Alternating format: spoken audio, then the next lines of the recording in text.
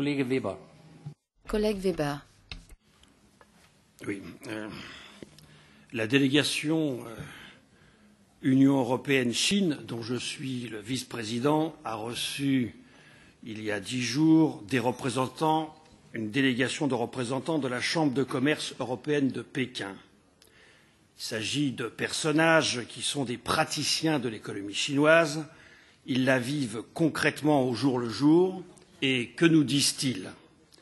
Ils nous disent que malgré l'opportunité énorme que représente le marché chinois pour les entreprises européennes, si énorme d'ailleurs qu'aucune n'ose se compromettre face à ces autorités, elles doivent se contenter, ces entreprises, des restes du festin. Nous allons fêter dans quelques mois les 10 ans de l'accession officielle de la Chine à l'OMC. C'était le 11 décembre 2001.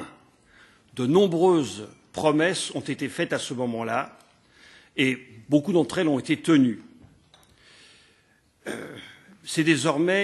Chine est désormais la deuxième économie au monde, avec près de 11% du commerce international.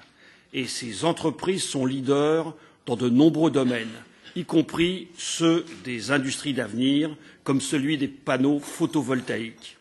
Mais tout aussi nombreux sont les engagements qu'elle a perpétuellement repoussés, partiellement ou jamais mis en œuvre, au gré de réglementations changeantes et d'autorisations administratives à n'en plus finir.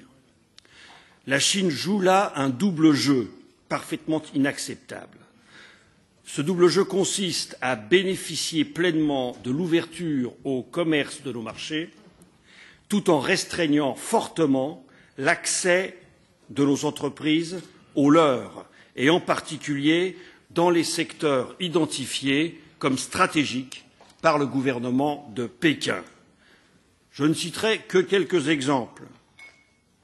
Sur les 22 000 licences de télécommunications accordées depuis 2001, seules 14 sur 22 000 l'ont été à des entreprises étrangères. Dans le secteur bancaire, les opérateurs non chinois détiennent moins de 2% des parts de marché. Dans le bâtiment, travaux publics, aucune entreprise étrangère n'a été autorisée à participer au chantier des Jeux olympiques de Pékin en 2008. Et encore aujourd'hui, aucune n'a accès au marché public. On pourrait multiplier les exemples, en particulier dans le ferroviaire. Assurément, cela déjà donne une certaine mesure de l'ampleur du problème. À la fin des fins, on aboutit à un déficit commercial gigantesque, qui a plus que triplé en 10 ans pour atteindre 170 milliards d'euros en 2010. Voilà le déficit que l'Union européenne a enregistré avec la Chine. 170 milliards d'euros. Et cela touche tous les États membres, y compris l'Allemagne, qui ont vu chacun se creuser le gouffre avec la Chine en 2010, à l'exception de l'Irlande et de la Finlande. Alors, on n'a pas lieu de s'étonner dans ces conditions de la crainte des opinions publiques face à cette situation. L'Union européenne a les moyens de jouer à armes égales avec la Chine. C'est en effet, ne l'oublions pas, son premier partenaire commercial. Il faut donc exiger une réorientation vigoureuse de la dynamique des échanges en cours, en partie responsable, nous le savons, de la crise économique actuelle.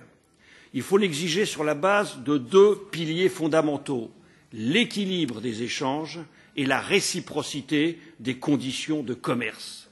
Le juste échange, le fair trade, est fondé sur 2 principes, le principe de la réciprocité, le principe de l'équilibre. L'un marche de pair avec l'autre et nous ne pouvons pas continuer à ouvrir grand les portes de nos marchés sans exiger que les Chinois en fassent de même. Au moment où le Premier ministre chinois, M. Wen Jiabao, demande de manière amicale mais insistante que l'Union européenne fasse un geste pour accorder à son pays le statut d'économie de marché avant la date prévue de 2016, il est grand temps que l'Union européenne adopte une approche ferme sur la question des déficits commerciaux. Des outils, il en existe, il faut les utiliser. sans quoi il sera toujours plus difficile de contenir les réactions de défiance et les pressions de repli que l'on voit monter partout dans l'opinion publique en Europe.